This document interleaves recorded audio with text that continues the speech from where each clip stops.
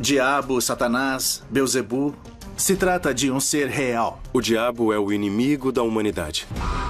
A personificação da maldade apresenta tantas caras quanto perguntas. O diabo realmente existe?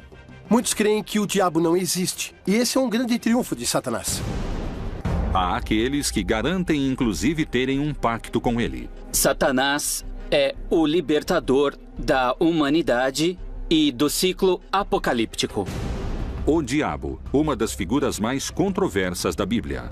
Ele tem ciúme de nós, ele tem inveja da vida que Deus nos deu, porque nós temos Deus dentro de nós. E o diabo está sempre tentando nos destruir por causa disso.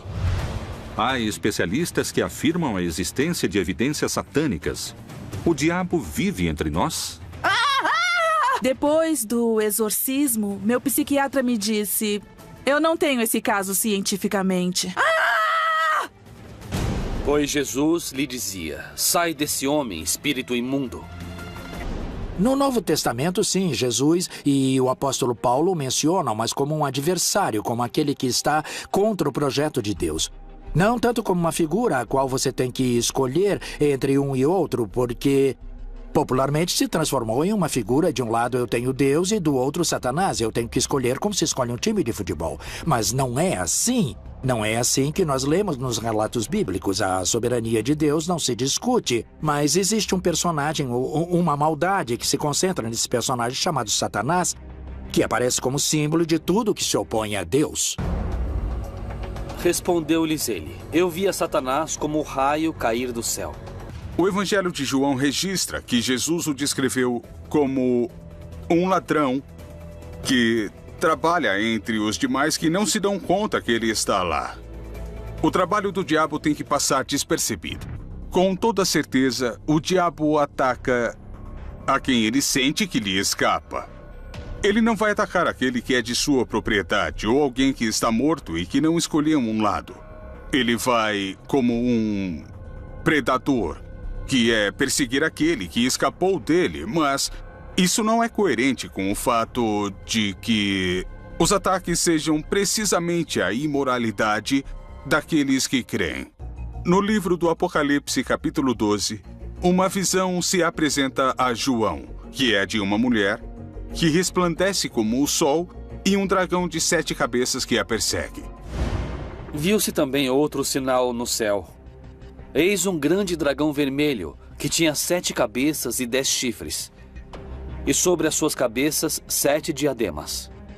Esta visão significa que o dragão é o diabo, e suas 7 cabeças representam a totalidade do poder sobre os governos corruptos da terra. E a mulher que resplandece como o sol é o grupo de crentes, ou seja, a igreja, que reflete o caráter amoroso de Deus. A corrupção, eu acredito que continua sendo um sistema que permeia todas as faixas sociais e políticas. Atrás de tudo isso, há homens e mulheres que a utilizam. Então, nesse grupo, nós poderíamos colocar os anticristos, por assim dizer, porque vão contra a vida. Existem parágrafos na Bíblia que sugerem a existência do diabo.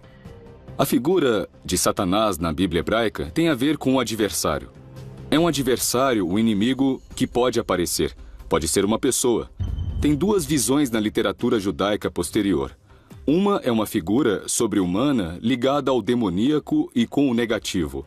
E outra interpretação também de Maimônides que diz que Satanás é o anjo da morte e a tendência ao mal do ser humano.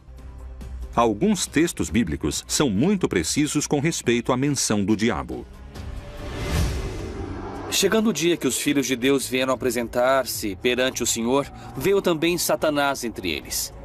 O Senhor perguntou a Satanás: de onde vens?